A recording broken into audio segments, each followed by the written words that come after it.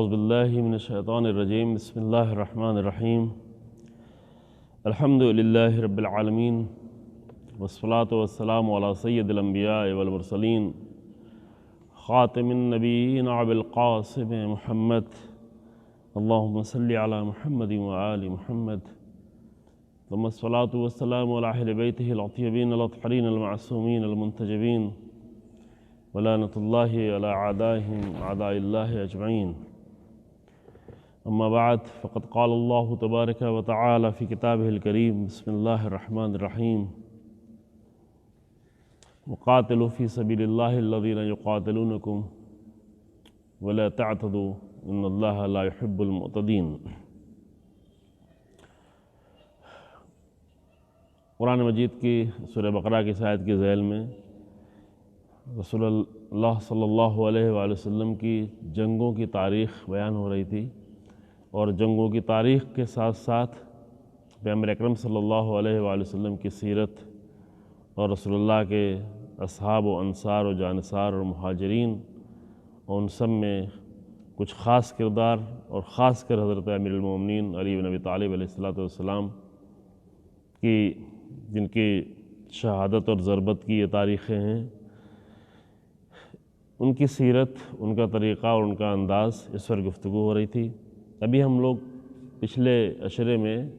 چونکہ ایک لمبی بحث ہے اور اس کو بہرحال سمیٹ کر اور محدود مختصر کی جا رہی ہے، 10 سال کی تاریخ تقریباً دیکھنے کی کوشش کی جا رہی ہے انشاءاللہ ان چند دنوں میں، گزشتہ عشرے میں اور اس عشرے میں۔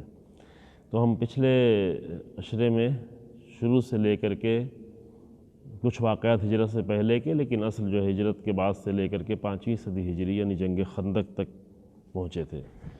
اور جنگ خندق کا ماجرا بیان ہونا رہ گیا تھا۔ جنگ خندق تاریخ اسلام کی بہت ہی اہم جنگ ہے، اور جنگ خندق کے بعد بہت کچھ تبدیل ہوا ہے، اس لیے اس کو تھوڑا ہم اچھے طریقے سے دیکھیں گے۔ قرآن نے بھی اس کو تفصیل سے بیان کیا ہے۔ پورا سورہ احزاب جو 21ویں جز میں موجود ہے، 33واں سورہ ہے قرآن کا، یہ احزاب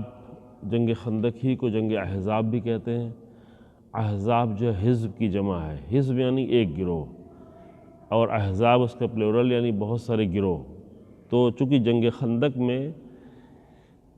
مشرکین کے بھی کئی قبیلے مل کر آئے تھے کہ جس کی تفصیل بھی بیان ہو رہی ہے، اور اسی کے ساتھ ساتھ یہودیوں کے بھی جو ہے بنی نذیر جو پہلے یہاں سے جنگ نہیں ہوئی تھی، خیانت کی تھی، لیکن انہیں نکال دیا گیا تھا مدینے سے، اور وہ خیبر کے علاقے میں چلے گئے تھے جہاں اور بھی یہودی رہتے تھے وہ، اور ساتھ میں جو مدینے میں ایک قبیلہ یہودیوں کا رہ گیا تھا بنی قریظہ، وہ سب یعنی 2 یہودی قبیلے اور متعدد مکے کے دیگر مشرکین کے قبیلے، یہ سب مل کر بہت سارے متعدد احزاب مل کر اور متعدد گروہ آئے تھے بنیادی طور پر اسلام کو ختم کر دینے کے لیے اور مدینے کو نابود کر دینے کے لیے، اور پیغمبر اکرم صلی اللہ علیہ وآلہ وسلم اور ان کے تمام ساتھی کو ختم کرنے کے لیے۔ ان کی پوری پلاننگ یہ تھی۔ لیکن یہ کہ پہلے جنگ خندق کہاں سے شروع ہوئی، کیوں شروع ہوئی، وجہ کیا بنی؟ اصل وجہ جو ہے یہ آپ کو معلوم ہے، پچھلی جنگوں میں بیان ہو چکا ہے، پچھلی تقریروں میں، کہ مشرکین مکہ کو شکست ہو چکی تھی کئی بار۔ دو بڑا معرکہ ہوا تھا، جنگ بدر میں تو کھلے عام شکست ہوئی تھی، جنگ احد میں پہلے مرحلے میں ان کو شکست ہوئی تھی بری طرح سے، لیکن دوسرے مرحلے میں کچھ کمیوں کی وجہ سے اور کوتاہیوں کی وجہ سے بعض اصحاب کی پھر جنگ کا نقشہ بدل گیا تھا۔ لیکن اس کے بعد پھر اور بھی جنگ ہوئی، جنگ بدر الموعد، جہاں پہ وعدہ کیا تھا پھر آئیں گے، لیکن جنگ کی نوبت نہیں پہنچی۔ اس کے علاوہ اور بھی تھوڑے بہت مارکے ہوتے رہے، جنگ سویق جیسے ذکر کیا گیا۔ تو یہ سب مسائل پیش آتے رہے، اور وہ بنیادی طور پر ہجرت ہی سے نہیں چاہتے تھے کہ پیغمبر اکرم صلی اللہ علیہ وسلم مدینے میں ایک مستقل طور پر مضبوط طریقے سے وہاں پہ ٹھہر سکیں اور ان کے پاس لوگ اکٹھا ہو سکیں۔ اس کی وجہ پہلے بتائی گئی آپ کی خدمت کہ وہ جانتے تھے کہ رسول اللہ کے پاس مدینے میں، چونکہ پورے عرب میں، پورے خطہ عرب میں چھوٹے چھوٹے قبیلے تھے، سب قبیلے کے لوگ ہوا کرتے تھے، لیکن رسول اللہ نے ایک دین پیش کیا تھا، اور دین میں دین کسی قبیلے کا نہیں تھا، بلکہ ہر قبیلے کے لوگ جو حق پرست تھے، جو حق کو قبول کرتے تھے، وہ رسول اللہ کی بارگاہ میں حاضر ہو کر دین کو قبول کرتے تھے۔ تو یہ تعداد جو ہے بہت تیزی سے بڑھتی جا رہی تھی، اور یہ ان کے لیے پریشانی کے باعث تھی کہ اگر اس طرح رسول اللہ جو ہے موجود رہے، باقی رہے، ان کی حکومت باقی رہے، تو دھیرے دھیرے ہمارے افراد بھی ہمارے ہاتھ سے نکل جائیں گے، چونکہ انہوں نے اتنا ظلم کیا تھا، اتنا اپنی ہی عوام پر، اپنے ہی قبیلے کے لوگوں پر اتنا ستم کیا تھا، اتنا ان کو غلام بنا کے رکھا تھا، اتنا ان کو مجبور کیا تھا کہ لوگ جو ہے ان کو یقین تھا کہ ان کے ہاتھ سے سب نکل جائیں گے۔ لہذا رسول اللہ سے، رسول اللہ کے دین سے ان کی ایک بنیادی دشمنی تھی، ان کے اپنے مفادات کے اعتبار سے۔ ایک دوسرا مسئلہ یہ تھا کہ وہ اعتقادات کے لحاظ سے، یعنی رسول اللہ اگر توحید کی بات کرتے تھے، البتہ اعتقادی مسائل جو ہے وہ عوام کے لیے تھے، عوام جو ہے ان کو زیادہ اہم سمجھ رہے تھے جو جنگ کرنے آتے تھے، لیکن جو سردار تھے ان کو فقط اپنے ذاتی منفعتیں تھیں، ان کی اپنی حکومت، ان کی اپنی سرداری، ان کے اپنے جو فائدے، ان کے اپنے جو لوگ غلام تھے، وہ سب ان سے چھننے والا تھا۔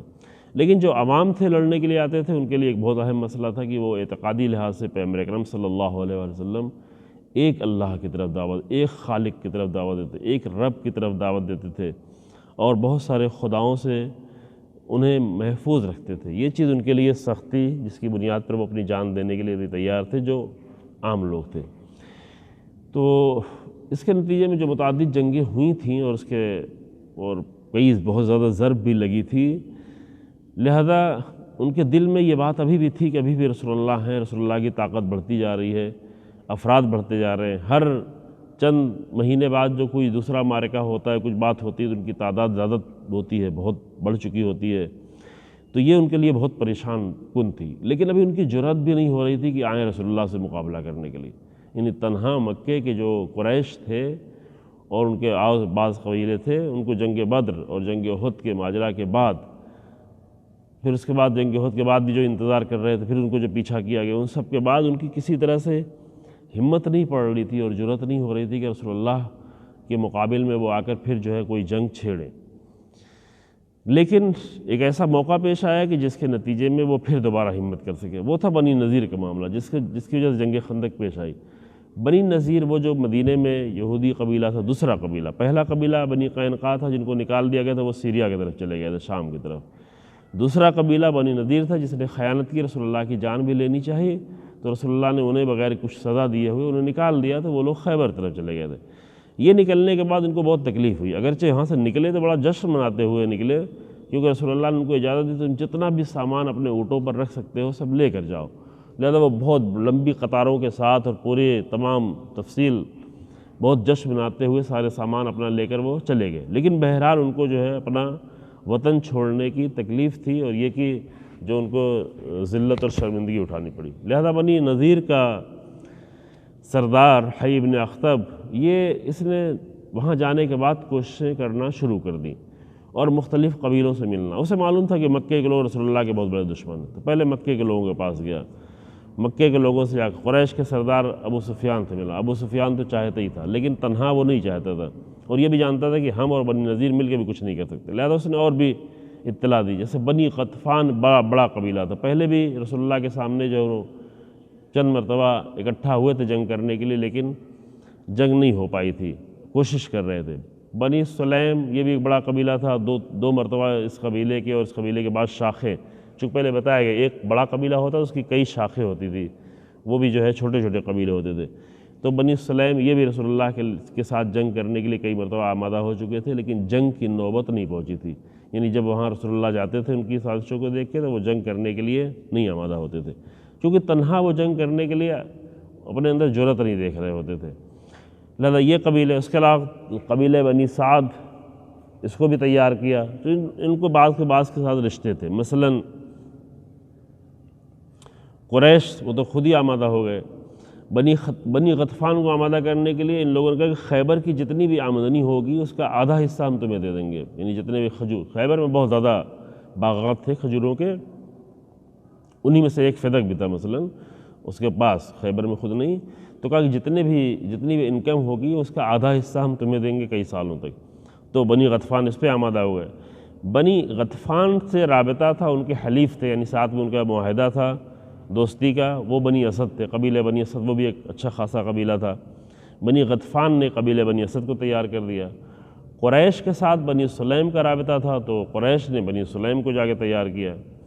اور یہودیوں کے ساتھ جو ہے قبیلہ بنی سعد کا رابطہ تھا تو یہودیوں نے جو ہے قبیلہ بنی سعد کو عمل کیا۔ تو اس طرح سے قریش، بنی غطفان، بنی سلیم، بنی سعد اور بنی نذیر اور بنی قریظہ کے بارے میں بھی ذکر کریں کیسے وہ تیار ہوئے۔ اس طرح سب اتنے سارے قبیلے، بڑے قبیلے مل کے کچھ چھوٹے اور لوگوں کو ملا کر 10,000 کا لشکر تیار ہوا، جو عرض کیا جا چکا پہلے کبھی کہ مدینے میں اور پورے عرب کے خطے میں اتنا بڑا لشکر کبھی دیکھا ہی نہیں گیا تھا، کیونکہ اتنی بڑی جنگ کبھی ہوتی نہیں تھی، چھوٹی چھوٹی جنگیں قبیلوں کی ہوتی تھی لیکن اتنی بڑی جنگ کبھی نہیں ہوتی تھی۔ بعض وقت کبھی کبھی 1-2 قبیلے مل جاتے، تھوڑا زیادہ ہو جاتے، 200-400 لوگ، 1000 لوگ، لیکن 10,000 کا لشکر اس سرزمین نے اس سے پہلے کبھی نہیں دیکھا تھا۔ یہ سب کے سب تیار ہوئے، اس کے مختلف قبیلوں کے مختلف سردار تھے، لیکن سب کا سردار جو ہے ابو سفیان جو سپہ سالار قرار پایا۔ ادھر جو ہے پیغمبر اکرم صلی اللہ علیہ وآلہ وسلم نے جب یہ خبر دی، بنی خزاعہ ایک قبیلہ تھا جو رسول اللہ کے حلیف تھے، وہ مشرک تھے، کافر تھے، لیکن رسول اللہ کے ساتھ ان کا معاہدہ تھا کہ ہم آپ کی مدد کریں گے، آپ ہماری مدد کریں گے، ہم آپ سے جنگ نہیں کریں گے، آپ ہم سے جنگ نہیں کریں گے۔ بنی خزاعہ کے لوگوں کو یہ خبر پہلے ہوئی، انہوں نے آ کے رسول اللہ کو خبر دی کہ آپ کے خلاف بڑی سازش ہو رہی۔ یہ ایک اچھی صفت تھی بنی خزاعہ کی کہ انہوں نے پیغمبر اکرم صلی اللہ علیہ وسلم کو بجائے یہ کہ جا کر انہی لوگوں سے مل جاتے، آ کر رسول اللہ کو خبر دی کہ آپ کے خلاف جو ہے وہ بڑا لشکر تیار کیا جا رہا ہے۔ پیغمبر اکرم صلی اللہ علیہ وسلم نے لوگوں کو اکٹھا کیا، پہلے بھی عرض کیا کہ رسول اللہ مشورہ کرتے تھے اور یہ مشورے جو ہے بہت ہی اہم تھے، اس کی وجہ بھی پہلے بیان کی جا چکی ہے۔ اس بار بھی یہ رسول اللہ نے تمام اصحاب میں سے سرداروں کو، دیگر لوگوں کو اکٹھا کیا اور کیا کیا، جنگ کیسے کی جائے، پھر باہر نکلا جائے یا مدینے قریب جنگ کی جائے، چونکہ اتنے بڑے لشکر کے مقابلے میں 10,000 کے لشکر کے مقابلے میں ان تھوڑے لوگوں کا باہر نکل کے جنگ کرنا بہت مشکل مرحلہ تھا۔ دوسرے یہ کہ مدینے کے بالکل اندر بھی نہیں بیٹھ سکتے تھے کہ مدینے تک وہ حملہ کر جائیں، لہذا مدینہ سے تھوڑا باہر نکل کے، یعنی مدینے کی سرحد پہ آ کر، مدینہ اس زمانے میں بہت مختصر تھا، یعنی خندق کا جو میدان ہے وہ مسجد نبوی سے تقریباً 700 میٹر کے فاصلے پہ، یعنی 1 کلومیٹر سے کم ہے، یعنی مدینے سے اس قدر باہر نکلے، اور باہر نکلنے یہ پلان تیار کیا گیا کہ مدینے سے باہر نکل کے جنگ کریں گے، لیکن بہرحال سخت تھا، 10,000 لشکر کے مقابل میں جا کر جنگ کرنا بہت ہی سخت مرحلہ تھا۔ تو کیا کیا جائے اس کے لیے، لوگوں کے رائے مشورے تھے، کہاں پہ اکٹھا ہوا جائے، کہاں پہ ٹھہرا جائے۔ تو مدینے کے باہر جہاں خندق کا جو مقام ہے، ابھی وہ جو مقام موجود ہے، ابھی وہاں پر متعدد مسجدیں ہیں، 7 مسجدوں، اسی وقت سے مسجدیں کچھ بنی ہوئی تھیں، وہاں پہ مسجدیں ہیں، اور لوگ جاتے ہیں زیارت کرنے کے لیے، جب حج کرنے جاتے ہیں، زیارت کرنے جاتے ہیں تو اس مقام پر بھی جاتے ہیں۔ تو وہاں پر مدینے کے باہر نکلتے وقت 2 آبادیاں تھیں، اور پیچھے جو ہے وہ نخلستان تھا، ایک پہاڑی بھی تھی موجود۔ تو رسول اللہ ایک ایسی جگہ پہ جا کے ٹھہرے کہ ادھر بھی آبادی ہو، اور آبادی سے مراد آبادی کے ساتھ ساتھ وہ نخلستان، چونکہ مدینے میں جو ہے کھجوروں کے باغات بہت ہیں،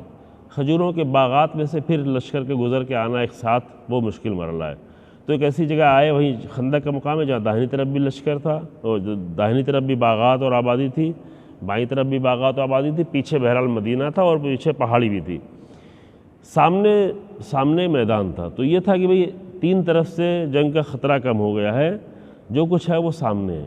لیکن سامنے بھی بڑی جگہ تھی۔ اب سامنے جو ہے اتنے بڑے لشکر کے ساتھ جنگ کروانا مشکل تھا، لہذا وہاں پر سلمان فارسی نے مشورہ دیا، اور وہ مشورہ یہ تھا کہ ہم ایران میں جب جنگ کرتے ہیں اور ایسا مسئلہ پیش آتا ہے، کم لوگ ہوتے ہیں، تو خندق سامنے کھود دیتے ہیں تاکہ پورے سامنے سے جو ہے پورا لشکر ایک ساتھ حملہ نہیں کر دے۔ یہ ایک بڑی مشکل کی بات ہے کہ جب ایک ساتھ بڑا لشکر حملہ کرے چھوٹے لشکر پہ تو بہت سارے مشکلات پیدا ہو سکتی ہیں، لہذا سامنے جو ایریا تھا ایک اندازے کے مطابق تقریباً 3 کلومیٹر کا ایریا تھا، جو تقسیم، یعنی یوں تحریر مجھے کہیں ڈھونڈنے میں نہیں ملی، لیکن جو تقسیم ہوئی ہے کہ ہر 40 لوگوں کو ہر 10 لوگوں کو 40 ذرا جو ہے کھولنا تھا، ہر 10 لوگ مل کر 40 ذرا، 40 ہاتھ جو ہے وہ ان کو خندق کھودنی تھی لمبائی میں۔ چوڑائی میں بہرحال خندق اتنی چوڑی کھودنی تھی کہ وہاں سے لشکر گزر نہ پائے، گھوڑے وہاں سے نہ گزر پائیں، اس کے اندر سے گزر کر بھی باہر نہ آ پائیں۔ تو اس لحاظ سے تقریباً 3000 کا لشکر تھا، تو ہر آدمی پر جو ہے کچھ 1 میٹر سے زیادہ جو ہے آ رہا تھا کھودنا، کئی دن لگے کھودنے میں، چونکہ تھوڑا سا کہیں کہیں پہاڑی ایریا تھا، پتھر تھا، تو اس کو کھودنا پڑا۔ اس طرح تقریباً 3 کلومیٹر، یہ تھوڑی سی خندق نہیں تھی، آپ لوگ ممکن ہے سننے والے سمجھتے ہو خندق تو تھوڑے سے ایریا میں خندق کھود لی گئی ہو 100-200 میٹر، نہیں، بلکہ تقریباً لمبے ایریے میں، کچھ شاید 3 کلومیٹر کے ایریے میں جو ہے اتنی چوڑی خندق کھودی گئی کہ وہاں سے لشکر گزر نہیں پائے، گھوڑے وہاں سے گزر نہیں پائے، اور گہری خندق کھودی گئی، چوڑائی میں کھودی گئی۔ یہ بہت بڑا کارنامہ تھا، یہ عرب کے لوگوں کو نہیں معلوم تھا، پہلے مسلمانوں نے بھی کہیں ان کو خبر تھی، کافروں کو بھی ان کو خبر نہیں تھی، مشرکین کو بھی۔ رسول اللہ کو پہلے ہی خبر ہو گئی تھی کہ وہ لوگ نکلنے والے ہیں بڑا لشکر لے کے، رسول اللہ پہلے ہی وہاں پہنچ گئے، اور پہلے پہنچ کے خندق کی کھدائی جو ہے شروع ہو گئی۔ اب بعض لوگوں نے 6 دن لکھا ہے، بعض لوگوں نے اس سے بھی زیادہ لکھا ہے کہ مسلسل شدید بھوک میں، اس وقت مشکل تھی،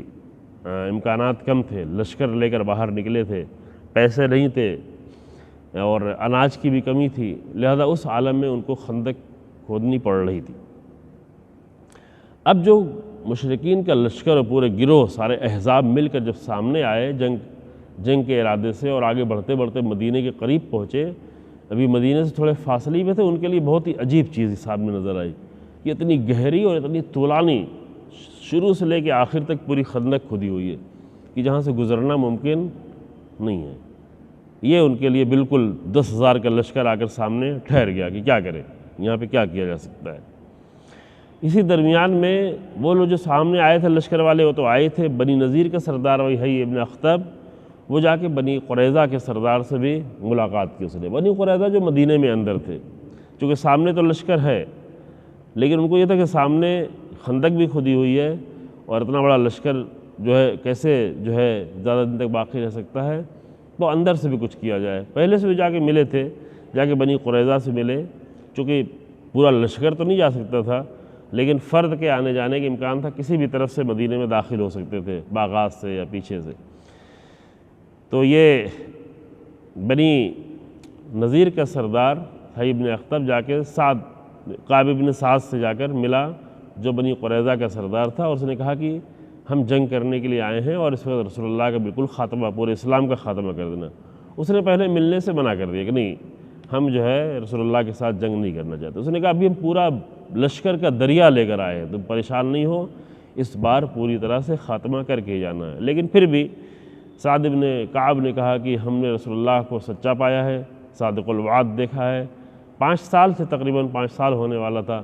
5 سال سے ساتھ میں تھے رسول اللہ، ہم نے کوئی وعدہ خلافی نہیں دیکھی، ہم نے کوئی مشکل نہیں دیکھی، لہذا ہم رسول اللہ کے خلاف نہیں جائیں گے۔ دوسرا یہ کہ بہرحال اگر جنگ ہار جاتے تو ہمیں یہاں پہ رہنا ہے، ہمارے لیے بہت بڑی مشکل ہو جائے گی۔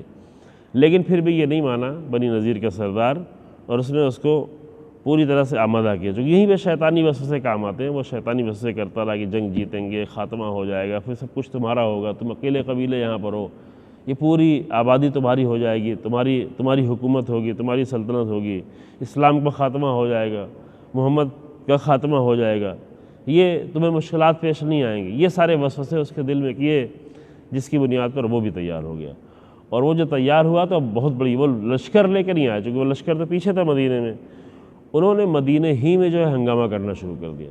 مدینہ ہی میں لشکر تیار کر کے، اور یہ بہت سخت مرحلہ تھا۔ اب حالات کو اگر غور کریں کہ حالات کیسے تھے، تو مثلا ایک طرف اتنا بڑا لشکر سامنے آیا تھا جو 10,000 کا لشکر تھا، مختلف قبیلوں کے ساتھ، 7-8 بڑے قبیلے پورے عرب کے، کہ ہر قبیلے کے ماتحت انڈر اس کے بہت سارے قبیلے تھے، چھوٹے چھوٹے قبیلے تھے، خاندان تھے، یہ سب اتنے قبیلوں کے ساتھ آئے تھے، اتنے بڑا لشکر لگے۔ ادھر رسول اللہ کے پاس کل تعداد 3,000 تھی، 3,000 میں بھی ایسے لوگ تھے جو کچھ کمزور لوگ تھے، کچھ منافقین لوگ تھے، جس کے قرآن میں بھی ذکر ہوا ہے کہ وہ انشاءاللہ آپ کی خدمت میں پیش کیا جائے گا بھی۔ تو ان کی حالت جو ہے یہ تھی کہ وہ خود اتنی بڑی مشکل میں تھے، یعنی، لیکن اسی کے ساتھ ساتھ یہ آگے خبر دی جا رہی ہے کہ مدینے میں بھی جو ہے بنی قریظہ وہ ہنگامہ کر رہے ہیں، ان کی بھی تعداد کم سے کم 450 بتائی گئی، ورنہ تعداد 600 اور اس سے زیادہ بھی بتائی جاتی ہے، یعنی جو لڑنے والے لوگ تھے، باقی تو تعداد تو اور بھی زیادہ تھی، کہ یہ اندر سے جو ہنگامہ کر رہے ہیں، چونکہ رسول اللہ نے سب کو اکٹھا کیا تھا، خواتین اور بچے ایک جگہ اکٹھا کیے گئے تھے کہ ان کو کوئی خطرہ پیش نہ آئے، کہیں سے حملہ نہ کر دیا جائے، ان پر نظر رکھی جائے۔ لیکن جب یہ خبر رسول اللہ کو ملی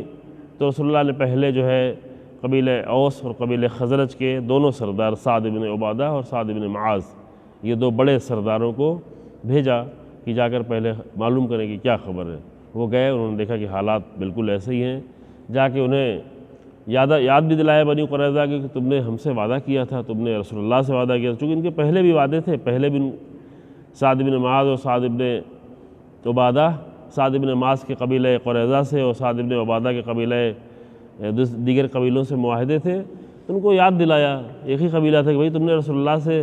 حلف لیا ہوا ہے، رسول اللہ کے ساتھ تم نے معاہدہ کیا ہوا ہے کہ جنگ نہیں کریں گے، تم ایسا کیوں کر رہے ہو اس مشکل وقت میں؟ تو انہوں نے کہا کون سے رسول اللہ، کون سے محمد اور کون سا وعدہ، ہمیں کچھ نہیں معلوم۔ وہ بالکل سرے سے 5 سالہ وعدے کو ہی انکار کر دیا اور جنگ کے لیے وہ تیار ہو گئے، حتیٰ خواتین اور بچے کے لیے مشکل پیدا ہو گئی۔ وہ آ کر سعد بن عبادہ، سعد بن معاذ نے آ کر رسول اللہ کو اشاروں میں خبر دی، اور رسول اللہ نے فرمایا بھی تھا کہ آگے سب کے سامنے خبر نہیں دینا ورنہ اور سب کے حوصلے، جو کمزور لوگ ہیں خاص کر ان کے حوصلے پست ہو جائیں گے۔ انہوں نے آ کر اشارے میں خبر دی کہ یہ حالات ہیں، خیانت کے اثرات وہاں پر موجود ہیں۔ تو اب جو ہے صورتحال کافی مشکل ہو گئی۔ یہاں پر رسول اللہ نے 500 لوگوں کو، بعض جگہوں پہ 300 ہے، بعض جگہوں 500 لوگوں کو اسی چھوٹے سے لشکر میں سے 2500-3000 کے لشکر میں سے 500 لوگوں کو پیچھے مدینے کی طرف بھیجا کہ تم جاؤ مدینے میں، اور جا کر وہ مدینے کی گلیوں میں نعرہ تکبیر بلند کرتے تھے اور مدینے کی گلیوں میں ٹہلتے تھے حفاظت کرنے کے لیے۔ اور ظاہر ہے کہ یہ قرآن کی آیت سے بھی ثابت ہے اور عملی طور پر بھی ثابت ہے، اس کا نمونہ بھی ہم دیکھ رہے ہیں کہ کتنے بزدل ہیں۔ قرآن بھی کہتا ہے کہ بہت بزدل لوگ ہیں،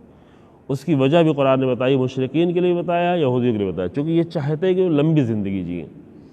جن کو بھی لمبی زندگی جینے کی آرزو ہے، جو لوگ بھی اس دنیا میں زندہ رہنا چاہتے ہیں اور جن کو مرنا پسند نہیں ہے،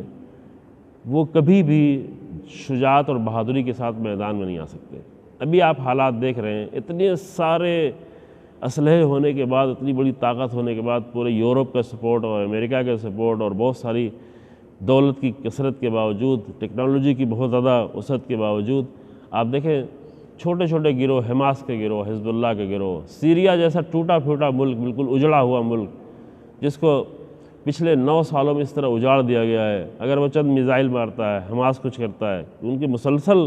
حملوں کے نتیجے میں، کہ اس کے پیچھے البتہ ایران بھی ہے اور ضروری بھی ہے، چونکہ ایران نے پہلے بھی کہا تھا کہ اس کا بدلہ ہم لیں گے، جب ان کے سائنسداں کو شہید کیا گیا، شہید فخری زادے کو شہید کیا گیا، اور بھی بہت ساری خیانتیں کی گئیں، حملہ کیا گیا، بعض وقت جو میزائل کے بھی حملے کے امکان ہے کہ ان کے ایٹمک پلانٹ پہ کیا گیا، تو ایران فوری طور پر اقدام نہیں کرتا، ہر کام کو بہت ہی مناسب وقت میں، بہت ہی ٹھنڈے دل کے ساتھ، لیکن بہت ہی مضبوطی کے ساتھ اور بہت قوت کے ساتھ کرتا ہے۔ تو ابھی ایران کی طرف سے یہ سب کو معلوم ہے، ان کو بھی معلوم ہے،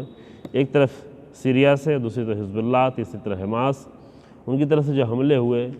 تو سب خوفزدہ، سب بھاگنے کی فکر میں لگے ہوئے ہیں۔ جو انہوں نے اتنی مشکلوں سے اپنا ملک بنایا وہ بھی بھاگنے کی فکر میں لگے ہوئے، اگر یہ جنگ تھوڑا سا بڑھ جاتی ہے تو پھر بھاگنا شروع ہو جائیں گے۔ تو وہاں بھی جب یہ 500 لوگ اندر داخل ہوئے اور نعرے بلند کیے تو وہ سب جا کر اپنے گھروں میں اور اپنے قلعوں میں چھپ گئے۔ ادھر یہ سلسلہ جاری تھا اور ایک لمبی مدت تک، دیکھیں یہ مدت بہت طولانی ہے، چونکہ حملہ کر نہیں سکتے، سامنے اتنی بڑی خندق کھدی ہوئی ہے، اتنی بڑی خندق کے کو پار پورا لشکر کر نہیں سکتا، تھوڑے لوگ آنا چاہیں گے تو ان کو بھی تیروں سے مار دیا جائے گا۔ ابھی جو جنگ ہو رہی تھی تھوڑا بہت، وہ صرف جنگ یہ تھی کہ ادھر سے وہ تیر چلاتے تھے، ادھر سے یہ تیر چلاتے تھے اور پتھر مارتے تھے۔ جو خندق کے اس پار وہ تھے، خندق کے اس پار یہ تو لوگ تھے، اگر کوئی قریب دکھ جائے تو پتھر مارتے تھے، یا جو ہے تیر کے بہرحال دور سے جاتا تھا۔ اس میں کچھ لوگ زخمی بھی ہوئے تھے، انہی تیر اندازیوں میں سے سعد بن معاذ جو رسول اللہ کے بہت ہی مضبوط پلر تھے اور مدینے کے قبیلہ اوس کے سپہ سالار تھے اور سردار تھے اور بہت ہی مجاہد اور مضبوط انسان تھے۔ اسی جنگ خندق میں جب مشورہ کیا جا رہا تھا تو انہوں نے پوری مضبوطی سے مشورہ دیا کہ ہم جان دینے کے لیے ہمیشہ تیار ہیں، ہر حالت میں ہم یا رسول اللہ آپ کے ساتھ جان دینے کے لیے تیار ہیں۔ اور ظاہر ہے کہ یہی وہ جذبہ ہوتا ہے جس کی بنیاد پر اللہ جو ہے قوت دیتا ہے اور نصرت حاصل ہوتی ہے بزدل لوگوں کے مقابلے میں اور احمق لوگوں کے مقابلے میں۔ قرآن کی جو تعبیر ہے کہ لا یفقہون، یہ سمجھتے نہیں ہیں، یہ جو رسول اللہ کے مقابل میں آ رہے ہیں یہ سمجھتے نہیں۔ تو سعد بن معاذ کے گلے میں آ کر تیر لگا، گلے میں پیوست ہو گیا تیر، اور گلے میں تیر لگنے کا مطلب ہے کہ یہ انسان کی جان کا خاتمہ ہے، لیکن گلے میں تیر لگتے ہی سعد بن معاذ نے اللہ کی بارگاہ میں دعا کی کہ پروردگارا مجھے تیرے رسول کی معیت میں، تیرے رسول کے ساتھ تیرے دشمنوں اور اسلام کے دشمنوں کے ساتھ جنگ کرنا عزیز ہے،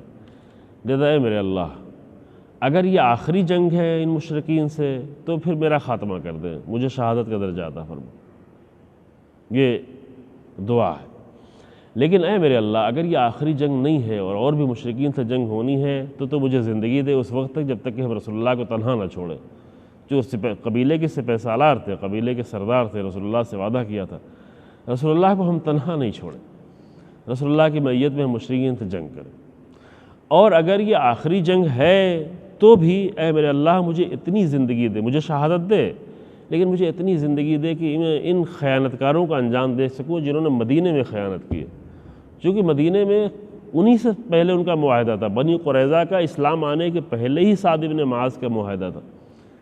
قبیلے کا معاہدہ تھا، بعد میں اسلام کے ساتھ معاہدہ ہو گیا تھا، رسول اللہ کے ساتھ ان کا جو ہے آپس میں صلح ہو گئی تھی۔ تو یہ خیانت ان کے لیے بہت تکلیف دی تھی، یہ خود ہی گئے تھے ان کو سمجھانے کے لیے تو ان کا کون سا محمد اور کون سا اسلام اور کون سا معاہدہ، تو یہ چیز ان کے دل کو بہت تکلیف پہنچا رہی تھی کہ یا میرے اللہ اگر میری جانی بھی ہے، مجھے شہادت ملنی ہے اور جنگ نہیں ہونی ہے تو مجھے اتنی مہلت دے دے کہ میں ان کا انجام دیکھ سکوں۔ یہ انجام لمبا تھا، چونکہ ایک مہینے تک تقریباً جو ہے کچھ 20 دن تک جو ہے وہ خندق یہاں پہ گھیرے ہوئے تھے، یہاں پہ 20 دن کے تقریباً معاملہ تھا، جو 10 شوال کو نکلے تھے، 10 شوال 5ویں ہجری، تاریخ بھی محفوظ رہے، 10 شوال 5ویں ہجری کو رسول اللہ مدینے سے نکلے تھے جب یہ خبر ہوئی کہ لشکر آنے والا ہے۔ لشکر تیسرے دن آ گیا، اس کے بعد سے تقریباً کچھ 17 دن جو ہے وہ لشکر جو ہے گھیرے رکھا، اور پہلی ذیقات کو جنگ جو ہے وہ انجام تک پہنچی۔ وہ جنگ کیسے انجام تک پہنچی وہ آپ کی خدمت ابھی عرض کیا جائے گا، لیکن یہ جو سعد بن معاذ کو تیر لگا اور تیر لگنے کے بعد وہ زخمی ہوئے تو انہوں نے جو اللہ کی بارگاہ میں دعا کی ان کو اللہ نے زندگی دی، وہ گلے سے جو خون مسلسل جاری تھا اور اس کے نتیجے میں شہادت ہو رہی تھی، شہادت کی منزل سے قریب ہو رہے تھے، خون رک گیا۔ اب بہرحال جنگ کرنے کی طاقت نہیں تھی لیکن خون رک گیا اور وہ لیٹے ہوئے تھے، اسی حالت میں پوری دیر تک، اتنی مدت تک خون رکا رہا۔ اب جنگ خندق کے بعد میں ماجرا بیان کریں گے انشاءاللہ کہ جنگ بنی قریظہ ہے انہی لوگوں کے ساتھ، لیکن یہ معاملہ جو ہے وہ اللہ نے ان کو یہ طولانی حیات دی اور ان کے ذریعے سے ایک بڑا مسئلہ حل ہونے تھا جو بعد میں انشاءاللہ جنگ قریظہ کے مرحلے میں ہم بیان کریں گے کہ سعد بن معاذ نے جنگ قریظہ میں ان خیانت کرنے والے یہودیوں کے ساتھ کیا کیا اور پھر اس کے بعد ان کی شہادت کیسے ہوئی۔ بہرحال یہ ماجرا یہاں تک پیش آیا کہ اب پوری طرح سے گھرے ہوئے تھے لوگ اور ادھر 10,000 کا لشکر تھا، ٹھیک ہے وہ 2,000 سے زیادہ اونٹ لے کر آئے تھے لیکن 10,000 کھانے والے بھی تھے، عرب کے کھانے والے، ظاہر ہے کہ ان کو زیادہ کھانا چاہیے ہوتا تھا، تو وہ مسلسل اونٹوں کو ذبح کر کے کھا رہے تھے اور ان کے اونٹ کم ہوتے جا رہے تھے، ان کے پاس جو بھی سامان لائے تھے، اناج وغیرہ لائے تھے، آٹے وغیرہ، وہ سب ختم ہو رہے تھے اور ان کی حالت جو ہے خراب ہو رہی تھی، اندر سے جو ہے ان کے اندر کمزوریاں پیدا ہو رہی تھیں۔ اسی درمیان میں ایک اہم ماجرا پیش آیا، دیکھیں اللہ کی مدد کیسے ہوتی ہے، ایک اہم ماجرا پیش آیا کہ بنی غطفان کا ایک شخص جو ہے وہ مسلمان ہو گیا۔ اب یہ تاریخ میں نہیں لکھا کیسے مسلمان ہوا، وہ رسول اللہ کی حکمت عملی، رسول اللہ کے سامنے جو اس نے دیکھا، چونکہ 15 دن سے ساتھ میں تھے، تقریباً 17 دنوں سے جو دیکھ رہے تھے، عبادات، وہ اطمینان، وہ سکون، وہ تھوڑے سے لوگوں کا اتنے بڑے لشکر کے مقابلے میں اس طرح کھڑے ہونا، اور پھر اپنے لشکر کی خیانتیں، ان کے ذہن میں جو کچھ تھا، وہ بد اخلاقیاں، وہ بد کردار، یہ سب کچھ دیکھ رہا تھا، تو سلیم ابن مسعود نام کا شخص یہ ہو گیا مسلمان،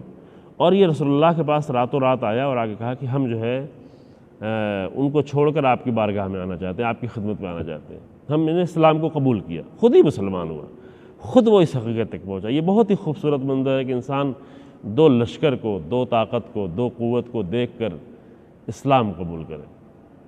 اور رسول اللہ ان کے پاکیزہ صاحب نے ایسا اسلام پیش کیا تھا جس کو دیکھ کر لوگ مسلمان ہو رہے تھے۔ اس نے کہا کہ میں آپ کی خدمت میں رہنا چاہتا ہوں، میں مسلمان ہو گیا ہوں۔ وہاں پہ رسول اللہ نے فرمایا کہ نہیں، تم واپس چلے جاؤ۔ اور یہ جنگ کے لیے بہت اہم مسئلہ پیش آیا، جنگ کا نقشہ بدلنے میں اور بھی کئی مدد تھی اللہ کی، لیکن ایک بہت بڑی مدد یہ ہوئی کہ سلیم بن مسعود کو کہا نہیں، تم واپس جاؤ، اپنے لشکر میں واپس جاؤ، اور تم جا کے وہاں پر ان کے درمیان میں ان کو کمزور کرو۔ اس نے کہا رسول اللہ آپ کو اجازت ہے مجھے جو کرنا چاہوں کروں؟ کہا ہاں تمہیں اجازت ہے۔ جو جنگ میں ایک حد تک جو ہے اجازت ہے، یعنی کسی کو مارنے کی اجازت نہیں ہے، لیکن دشمن کے لشکر کو کمزور کرنے کے لیے اجازت ہے کہ ان کے درمیان میں آپس میں جدائی ڈالی جائے۔ اس کی اجازت لی اور صلی اللہ نے اجازت دی، فرمایا کہ ان الحرب خدۃ، ہاں جنگ جو ہے ہوتی اس لیے کہ تاکہ ان کے درمیان میں کمزوری اس طرح پیدا کی جائے اور ان کو ایک طرح سے یہ اسٹریٹجک اہم حصہ ہوتا ہے کس طرح دشمن جو ہے کمزور ہو جائے۔ لہذا وہ گیا اور جانے کے بعد اس نے اپنی ہی ذہن میں یہ پلاننگ کی۔ ایک پہلے بنی قریظہ کے پاس گیا، بنی قریظہ جو یہودی قبیلہ تھا، ان کے پاس جا کے کہتا ہے کہ دیکھیں یہ لوگ باہر سے آئے ہیں، اتنے دنوں سے یہ لوگ خندق کو گھیرے ہوئے ہیں لیکن کچھ کر نہیں پا رہے ہیں، رسول اللہ کے تھوڑے سے لشکر پہ حملہ نہیں کر پا رہے ہیں اور تھک جائیں گے، کھانا ختم ہو جائے گا، یہ واپس چلے جائیں گے، تم کو یہاں پہ رہنا ہے اور تم نے ایسے وقت پہ خیانت کی، لہذا تم کو بہت بڑی سزا ملنے والی ہے، لہذا تم اپنے آپ کو یہ کہ یہ لوگ یہاں سے بھاگنے نہ پائیں اور جنگ پوری کر کے جائیں، تم اپنی طرف سے یہ کرو کہ ان سے کہو کہ تم اپنے کچھ سرداروں کو ہمارے پاس گروی رکھ دو تاکہ ہمیں معلوم ہو، ہمیں یقین ہو کہ تم جنگ چھوڑ کے جانے والے نہیں ہو، ہمیں تنہا چھوڑ کر بھاگنے والے نہیں ہو، تمہاری حالت جو دیکھنے میں آ رہی ہے، لہذا اپنے کچھ بڑے شخصیتوں کو میرے پاس رہن کے طور پر، گروی کے طور پر رکھ دو تاکہ میرے پاس وہ رہے، میرے قلعے میں رہے۔ ادھر جا کر کفار کے جو سردار سے کہا اور ان کے لوگوں سے کہا کہ دیکھو بنی نذیر پہ تم بھروسہ، بنی قریظہ پہ بھروسہ نہیں کرنا، یہ لوگ جو ہے بات بھی کوئی غلط نہیں کہہ رہا تھا، وہ بات صحیح کہہ رہا تھا، لیکن ایسا عمل انجام دیا کہ یہ باطل لشکر جو ہے وہ متفرق ہونے لگا۔ اس نے کہا کہ بنی قریظہ جو ہے تمہارے اوپر بھروسہ نہیں کرتے، وہ پریشان ہیں، وہ آپس میں یہ بحث کر رہے ہیں کہ ہم چند سرداروں کو لے لیں تمہارے، اور تمہارے چند سرداروں کو لے کر ہم رسول اللہ کے حوالے کر دیں گے تاکہ رسول اللہ انہیں معاف کر دیں۔ انہوں نے خیانت کی ہے، انہوں نے جو جنگ کے لیے پیچھے سے حملہ کیا ہے، لہذا تمہارے سرداروں کو لے کر وہ رسول اللہ کو دینا چاہتے ہیں اپنی معافی کے لیے، اپنے آپ کو بچانے کے لیے، اور وہ جنگ سے پیچھے ہٹنا چاہتے ہیں، لہذا تم کسی بھی حالت میں ان کو اپنے سردار نہیں دینا، اپنی شخصیتوں کو تم دینا نہیں، یہ ان کو آگے کہا۔ اور یہ کہنے کے بعد ابھی کچھ وقت گزرا ہی تھا کہ ان کی طرف سے پیغام آ گیا کہ ہم لوگ جو ہے یہ چاہتے ہیں کہ کہیں تم جنگ چھوڑ کے چلے نہ جاؤ، لہذا اپنے کچھ سرداروں کو ہمارے حوالے کر دو۔ یہ پریشان ہو گئے کہ واقعی یہ لوگ جو ہے تنہا ہمیں چھوڑنا چاہتے ہیں، واقعی یہ رسول اللہ سے ملنا چاہتے ہیں، واقعی یہ لوگ ہمارے سردار کو پکڑ کر رسول اللہ کو دینا چاہتے ہیں اپنی جان بچانے کے لیے۔ تو ان کے اس اعتبار سے ان کے درمیان میں آپس میں اختلاف ہو گیا کہ نہیں ان کے اوپر بھروسہ نہیں کرتے، وہ بھی کہتے ہیں ان کے اوپر بھروسہ، وہ کہہ رہے وہ سردار نہیں دے رہے، اس کا مطلب یہ غلطی کرنی ہے، یہ بھاگنے والے ہیں، یہ خیانت کرنے والے ہیں، اور وہ لوگ کہہ رہے تھے یہ ہم سے سردار مانگ رہے ہیں، یعنی یہ کہ ان کی نیت ٹھیک نہیں ہے، لہذا ان کے دو باطل میں آپس میں جو ہے اختلاف ہو گیا۔ اور یہ سلیم ابن معاف کیجیے سلیم نہیں، نعیم نام تھا، آپ نعیم کہتے ہیں لیکن نعیم نام تھا، نعیم ابن مسعود نے یہ کام انجام دیا، اور اس طرح سے بنی قریظہ اور اندر کے لشکر اور باہر کے لشکر کے درمیان میں اختلاف ہو گیا، اور ادھر جو ہے کھانا ان کا ختم ہو رہا تھا، لہٰذا ان کو لگا کہ جنگ کرنے میں اب دیر کریں گے تو ہم سے لوگ ساتھ چھوڑ کے جانا شروع کر جائیں گے، لہذا کچھ لوگ جو ہے ابھی جنگ کا ماجرا یہ ہے کہ بعد میں کچھ قرآن کی آیتیں وہ بھی انشاءاللہ پیش کی جائیں گی کہ جنگ کا پھر ماجرا یہ ہوا کہ کچھ بڑے سپہ سالار اور بہادر لوگ جو ہے وہ اکٹھا ہوئے، اور پوری خندق جو ہے یہ چند کلومیٹر کی جو خندق تھی وہاں پہ دیکھا کہ جہاں پہ تھوڑا سا تنگ جگہ ہو، جو کچھ ایریا بہت پہاڑی ایریا تھا، پتھریلا ایریا تھا، وہاں پہ تنگ جگہ تھی، یہ بات نہیں بیان کر سکا کہ خندق کھودنے میں خود رسول اللہ بھی شریک رہے، پورا حصہ رسول اللہ نے لیا ہوا تھا، جیسے جتنا سب کو دیا تھا کھودنے کے لیے اتنا رسول اللہ بھی کھودا، لوگ منع کر رہے تھے لیکن کہا نہیں سب اپنے اپنی کھدائی کریں، حتیٰ ایک جگہ کھودتے کھودتے وہاں پہ چٹان آ گئی، لوگ اسے ہٹا نہیں پا رہے، توڑ نہیں پا رہے، رسول اللہ کو بلایا گیا، رسول اللہ نے چٹان پہ جو ہے کلہاڑی ماری تو چٹان ٹوٹ گئی دعا کر کے، اس میں سے جو چنگاری نکلی تو رسول اللہ نے کہا کہ یہ روم کی فتح ہے، پھر ماری، پھر چنگاری نکلی، کہا یہ ایران کی فتح ہے، پھر حملہ کیا، پھر جو چنگاری نکلی کہا کہ یہ یمن کی فتح ہے، اور یمن تو رسول اللہ کے زمانے ہی میں فتح ہو گیا، بعد میں رسول اللہ کے فوراً بعد چند سالوں میں 4-5 سالوں کے اندر ہی اندر جو ایران اور روم بھی فتح ہو گیا۔ تو اس وقت یہ ایک سپہ سالار کا یقین اپنے موقف پر، اور یہ ان کی تربیت، یہ کہ اس وقت کی جب وہ بھوکے تھے اور بھوک کی شدت اتنی زیادہ تھی کہ اپنے پیٹ پر پتھر باندھے ہوئے تھے، 3 دن تک فاقہ کرنا پڑا تھا، 3 دن کے فاقہ کر کے خندق کھود رہے تھے۔ جناب زہرا سلام اللہ علیہ نے چند روٹیاں پکا کے بھیجی تھی، جس کے نتیجے میں ان کو لقمے سب کو بھی شاید نہیں پہنچ پائی۔ حالت یہ تھی کبھی کبھی ایک کھجور اور چند کھجوریں کھا کے جو ہے ان کو گزارا کرنا پڑتا تھا۔ لیکن ایسے عالم میں، لشکر اس عالم میں تھا، لیکن رسول اللہ ان کو بتا رہے تھے یہ روم کی فتح ہے، یہ ایران کی فتح ہے، یہ یمن کی فتح ہے۔ اور مومنین کو یقین بھی تھا۔ جو لوگ منافقین تھے، جو لوگ کمزور ایمان کے لوگ تھے، وہ تو حیرت سے رسول اللہ کو دیکھ رہے، ابھی کھانے کو نہیں ہے، ابھی جان خطرے میں ہے، سامنے 10,000 کا لشکر ہے، 15 دنوں سے ہم کو اس نے گھیر رکھا ہے، 17 دنوں سے ہم جو روم کی فتح کی بات کر رہے ہیں۔ تو بہرحال یہ ماجرا پیش آیا، وہ جہاں پر تھوڑی سی خندق میں کہیں سے تھوڑی تنگی رہ گئی تھی یا اچھی طریقے سے گہرائی سے نہیں کھود پائی تھی، عمر ابن عبدود اور زرار، نوفل اور چند جنگجو، جبیرہ نام کے 4 جنگجو، وہ گھوڑے کو کدا کر خندق کے پار ادھر آ گئے۔ اور اس میں سے عمر ابن عبدود ایسا بہادر انسان تھا جس کو 1000 کے لشکر کے برابر سمجھاتا تھا، یعنی جنگ کرنے کے لحاظ سے۔ چونکہ اصل جنگ ہوتی تھی، جو لوگ بہت تیز جنگ کرتے تھے ان کے سامنے کوئی ٹک نہیں پاتا تھا۔ وہ گولیوں کی جنگ میں جو ہے ایک انسان کبھی 1000 لوگوں کے برابر میں نہیں ہو پاتا۔ البتہ اپنی ٹیکنیک اور ٹیکٹکس ہو سکتا ہے، جیسے قاسم سلیمانی جو ایک تنہا انسان جو پورے لشکر کے مقابلے میں تھے۔ لیکن جب آمنے سامنے جنگ ہوتی ہے تو وہاں پر بہت تیز رفتار، یعنی جو جتنی زیادہ تیز رفتار سے اور جتنی دیر تک، چونکہ ہاتھوں میں تلوار چلاتے چلاتے ہاتھ شل ہونے لگتے ہیں، بازو کمزور پڑنے لگتے ہیں، جیسے انسان تیرتے تیرتے تھوڑی دور جانے کے بعد انسان کے ہاتھ شل ہونے لگتے ہیں، ویسے جب بہت تیز جنگ ہو رہی ہے اور گھنٹوں کی جنگ ہو رہی ہے تو ہاتھ انسان کے کمزور پڑنے لگتے ہیں۔ تو یہاں پہ انسان کی استقامت کا امتحان ہوتا ہے کہ کتنی دیر تک کتنی تیز تلوار چلا، چونکہ اگر تلوار چلانے میں تھوڑی بھی ڈھیل ہوئی اور تھوڑی بھی کمزوری ہوئی، تھوڑا سا ہوشیاری میں کمی ہوئی تو فوراً کہیں پیچھے سے سائڈ سے حملہ ہو جائے گا۔ تو عمر ابن عبدود اتنا بہادر تھا کہ اس کو 1000 کے برابر سمجھا جاتا تھا، پورا لشکر ڈرا ہوا تھا، مسلمان لشکر اس سے ڈرا ہوا تھا۔ وہ جنگ بدر میں بھی آیا تھا لیکن زخمی ہو گیا تھا، اور زخمی ہونے کے بعد اس نے قسم کھائی تھی جب تک انتقام نہیں لیں گے تب تک ہم اپنے سر پر تیل نہیں رکھیں گے۔ تیل رکھنا بہت ہی لازمی تھا کلچر میں، پہلے سبھی لوگ رکھتے تھے، ابھی تو نئی نسلیں کم رکھتی ہیں تیل، لیکن یہ اس نے قسم کھائی تھی اپنے سر پر ہم تیل نہیں رکھیں گے، اس گرمی میں ہم ٹھنڈا نہیں ہونے دیں گے اپنے سر کو، یعنی یہ گرمی اور یہ حرارت اپنے دل میں اپنے ذہن میں باقی رکھیں، ہم کو انتقام لینا ہے۔ یہ آیا اور آ کر اس نے جو ہے وہ گھوڑا کدایا، اس کے پیچھے 3 لوگوں نے اور بھی گھوڑا کدا کر بہادر لوگ آ گئے ادھر۔ اب 4 لوگ آئے ہیں وہ پورے لشکر کے مقابلے میں، لیکن عمر ابن عبدود سامنے، لہذا کسی میں جرأت نہیں ہو رہی۔ قانون یہ ہے کہ اگر کچھ لوگ ہیں تو ان کے مقابلے میں صرف کچھ لوگ جائیں، پورا لشکر نہیں جائے۔ سامنے سے خیانتیں ہوتی تھیں لیکن رسول اللہ یہ نہیں کر سکتے تھے کہ 4 لوگوں کے مقابلے میں پورا لشکر بھیج دے، یہ اخلاقی لحاظ سے اچھا نہیں تھا۔ لہذا وہ لوگ طلب کر رہے تھے کون آئے، پہلے آگے بڑھ کے عمر ابن عبدود ہی طلب کر رہے تھے کون میرے مقابل میں آئے، کون میرے مقابل میں، کوئی جانے کو تیار نہیں تھا۔ بلکہ یہاں پر اور جو لوگ شور کرنا شروع کر دیا کہ یہ تو اس کے مقابل میں، اس نے اونٹ کے بچے کو اپنے ہاتھ میں اٹھا لیا تھا، جنگ کر رہا تھا، پچھلی جنگیں یاد دلانے لگے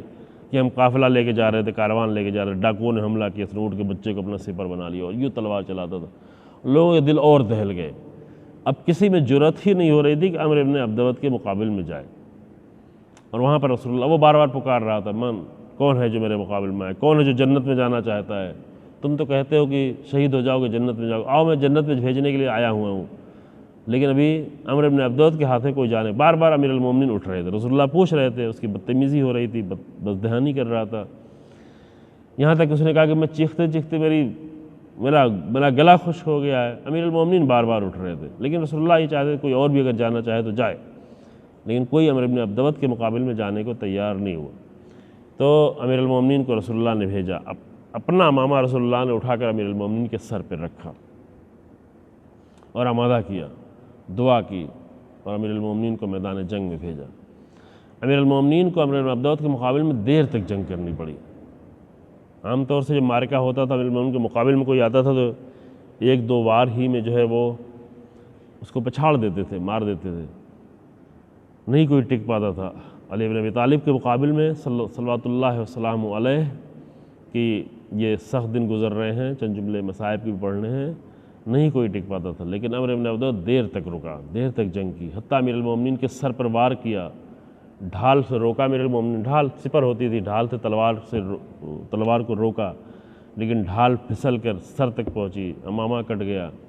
سر زخمی ہو گیا، سر شگافتہ ہوا، زخمی ہوا، اور اس کے بعد امیر المومنین نے وار کیے، متعدد وار کے رد و بدل کے بعد عمر بن عبدود کا پہلے پیر کٹا، وہ زمین پہ گرا۔ اب وہ پورا ماجرا ہے، تفصیل ہے، بہت زیادہ تفصیل کے ساتھ اگر بیان کریں گے تو ایک ہی جنگ میں کئی دن گزر جائیں گے، لہذا اس نے اپنے گھوڑے کو کاٹ دیا تھا۔ امیر المومنین نے جا کر بھی اس کو پہلے ہدایت کرنا چاہیے کہ تو واپس چلا جا، تو اسلام کو قبول کر لے، لیکن بہرحال وہ کہاں قبول کرنے والا تھا۔ پھر آخر میں جنگ کرنے کے لیے تیار کیا کہ میں پیدل آیا تو بھی پیدل ہو جا، وہ بھی گھوڑے سے اترا اور گھوڑے کے پیروں کو کاٹ دیا اور جنگ کی۔ دیر تک جنگ ہوتی رہی، بعد میں امیر المومنین نے پہلے اس کے پیر پہ وار کیا، وہ زخمی ہو کے زمین پہ گرا۔ آگے بڑھ کر امیر المومنین نے اس کے گردن جدا کرنا چاہی تو اس نے بدتمیزی کی اور لعاب دہن امیر المومنین پہ پھینک دیا، اور یہ بہت ہی نہایت ہی بدتمیزی اور نہایت ہی بے ادبی ہے کہ ایک انسان اس طریقے سے میدان جنگ میں کرے۔ امیر المومنین اس کے سینے سے اتر گئے، کیونکہ بہرحال لعاب دہن ڈالنا، اس کو ہم لعاب دہن احترام میں کرتے ہیں، ورنہ تھوکنا اصل میں ہوا۔ تو یہ ایک غیرتدار انسان کے لیے بہرحال بعض لوگ کہتے ہیں کہ نہیں امیر المومنین کو جو ہے غضب نہیں آ سکتا، نہیں، غضب لازم ہے، کوئی بھی باطل حرکت کے مقابل میں غضب لازم ہے، غضب بہت ہی اچھی صفت ہے۔ یہیں ہم 2-3 سال پہلے ماہ رمضان ہی کے پہلے عشرے میں غضب کے اوپر تفصیل سے گفتگو کر چکے ہیں 2-3 دنوں میں، کہ غضب باطل کے مقابل میں رہنے کے لیے، اپنا دفاع کرنے کے لیے اللہ کی طرف سے دی ہوئی نعمتوں میں سے ایک بڑی نعمت ہے کہ اللہ نے انسان کو غضب دیا ہوا ہے۔ ہاں، غضب کا صحیح جگہ استعمال ہونا یہ ضروری ہے، غضب کو عقل کے کنٹرول میں ہونا لازم ہے، غضب حکمت کے کنٹرول میں ہو، غضب جو ہے اپنے لیے نہ ہو، اپنی منفعت کے لیے نہ ہو، دوسروں پر ظلم کرنے کے لیے نہ ہو، دوسروں کو پریشان اور تکلیف دینے کے لیے نہ ہو، بلکہ غضب جو ہے وہ باطل کو کمزور کرنے کے لیے ہو، باطل کا مقابلہ کرنے کے لیے ہو، باطل کے مقابل میں کھڑے ہونے کے لیے ہو۔ تو یہ غضب ایک لازمی حصہ ہے، وہ انسان مکمل انسان ہی نہیں جس کے اندر غضب باطل کے مقابلے میں غضب نہ ہو۔ جیسے آج بہت سارے کمزور لوگ ہیں، باطل جو ہے ہر طرف دندناتا پھر رہا ہے، بدتمیزی کر رہا ہے، لیکن کسی کو بعض لوگ غضب بھی نہیں آ رہا ہے، بلکہ اس کے ساتھ سازشیں کر رہے ہیں۔ تو یہ بے ایمانی کی علامت ہے، یہ ذلت کی علامت ہے۔ ایک مومن میں باطل کے مقابل میں غضب ہونا لازم ہے۔ امیر المومنین کا غضب یہ بہت ہی اہم تھا کیونکہ اس نے اتنی بد اخلاقی کی تھی، لیکن امیر المومنین اپنے کسی عمل میں بہرحال غضب سے کوئی عمل نہیں کرنا چاہ رہے تھے، لہذا یہ جو تلوار بھی چل رہی تھی، جو حملہ بھی کر رہے تھے، یہ جو گردن، وہ سب اللہ کے لیے تھا، لہذا سینہ چھوڑ کے ہٹ گئے امیر المومنین۔ اور جب پھر تھوڑی دیر ٹھہرنے کے بعد ادھر لوگ دیکھ رہے تھے کہ ایسے حالت میں بھلا کیسے چھوڑا جا سکتا ہے، بعد میں امیر المومنین نے سوال کیا، امیر المومنین یہی جواب دیا کہ ہم چاہتے تھے کہ اللہ کے لیے سر یہ جنگ ہو، اور عمر بن عبدود کا سر لے کے آئے۔ ادھر رسول اللہ کی حدیث ہے، رسول اللہ یہ تاریخی جملہ فرما رہے تھے، ضربۃ علی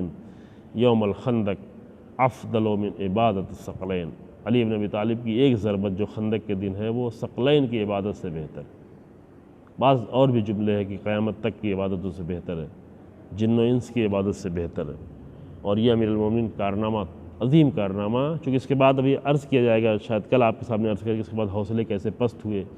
کیسے جنگ کا نقشہ بدلا، اسے بہرحال ایک بہت بڑا رول جو ہے وہ امیر المومنین کے اس تلوار کا۔ بعد میں کچھ لوگ اور لڑنا چاہے، نوفل وغیرہ جو آئے تھے، لیکن امیر المومنین کو فوراً پچھاڑ دیا خود تنہا امیر المومنین نے، اور وہ بھاگنا شروع ہو گئے۔ بھاگتے بھاگتے نوفل بن سعد جو ہے یہ اسی خندق میں گر گیا، امیر المومنین خندق میں اتر کر اس سے جنگ ہوئی معمولی سے، اور اس کو بھی ختم کیا، اور دو بھاگ نکلے، زرار اور جبیرہ، یہ دونوں بھاگ نکلے۔ اور جب امیر المومنین واپس آئے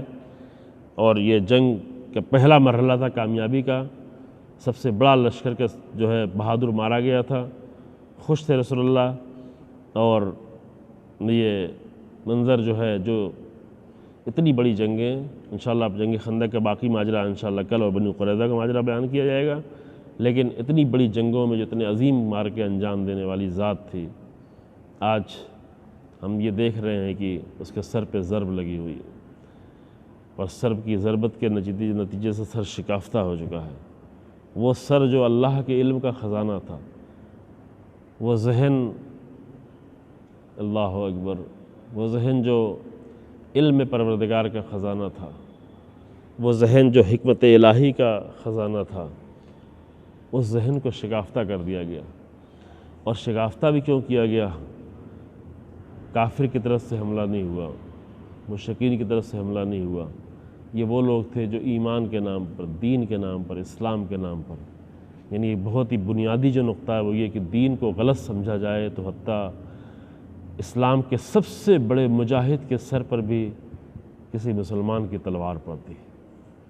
جو اپنے آپ کو مسلمان کہتا ہو۔ ظاہر ہے کہ ایسا انسان مسلمان نہیں، بدترین ہے یہ، اشقى الاولین والآخرین، جو اولین و آخرین کے سب سے زیادہ شقی ترین انسان ہے۔ کوئی کافر، کوئی مشرک، کوئی منافق اتنا شقی نہیں جتنا وہ شخص ہے جو امیر المومنین کے سر پہ تلوار مار رہا ہے، لیکن اس نے شب قدر کا انتخاب کیا تھا، اپنے طور پر یہ ثواب کا عمل سمجھا تھا کہ ثواب کے عمل کے طور پر ہم شب قدر میں یہ کام انجام دیں، کارنامہ انجام دیں گے۔